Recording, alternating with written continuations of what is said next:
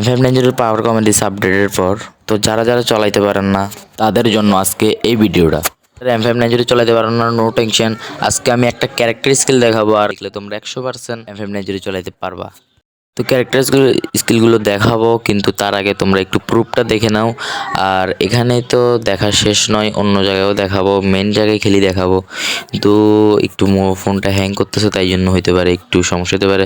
তো প্যারা নাই, আমরা ডাইরেক্ট ট্রেনিং আউটে যে দেখাবো, তারপরে দেখাবো কেমন হয়। তারপরে আপনারা দেখতে পারবেন যে ক্যারেক্টার স্কিলটা দেখতে পারবেন। তো চলেন।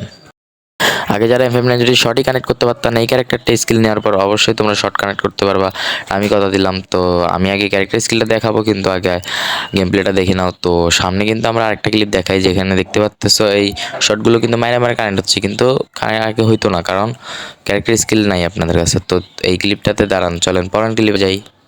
তো গাইস, আমরা কিন্তু পরের ক্লিপটাতে আসি গেছি, আর এখানে দেখতে পাচ্তেছো, দেখবে অ্যাকুরেসিটা কিন্তু অনেক ভালো হয়ে গেছে আগের থেকে। অ্যাকুরেসি এবং আগে যে শটগুলো কানেক্ট হতো না, দেখো আমার অর্ধেক হেলথ ছিল, তারপর আমি তাকে মারি দিতে পারছি। আর এটাকেও আমরা কিন্তু সোজাসুজিভাবে মারি দিলাম, কেন? কারণ আমাদের ক্যারেক্টার স্কিলের জন্য। আর এখানে কিন্তু এই প্লটারে মারতে চাইছিলাম, কিন্তু আমার মোবাইলটা গুটিয়ে গেছিলো আর হ্যাং করতেছিল, তাই জন্য মারতে পারি নাই। তো তারপরে আমি বাইরে হয়ে গেছি, কারণ এবারে আপনাদেরকে আমি ক্যারেক্টার স্কিল দেখাবো। তো চলেন। তো গাইস, আমরা কিন্তু আসি গেছি এবার ক্যারেক্টার স্কিল দেখার জন্য। তো ক্যারেক্টার স্কিলে প্রথমে নিয়ে নিবা কি, অস্কারের অ্যাবিলিটি জানো, আর নিকিতার অ্যাবিলিটিও তোমরা জানো, তাড়াতাড়ি রিলেট করে দেয় যে কোনো গানের। আর কাইরসটা আমরা কেন নিছি বলি, তোমরা কাইরস নিবা কারণ এমনিতে আমি ভাবি না যদি ড্যামেজটা কমাই দিছে, তো ড্যামেজ বেশি দিতে পারবা।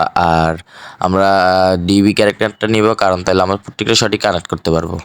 তো অলরাইট গাইস, আজকের ভিডিওটা এই পর্যন্তই। যারা যারা লাস্ট পর্যন্ত দেখছো তারা একটা লাইক করে দিবা। আল্লাহ হাফেজ।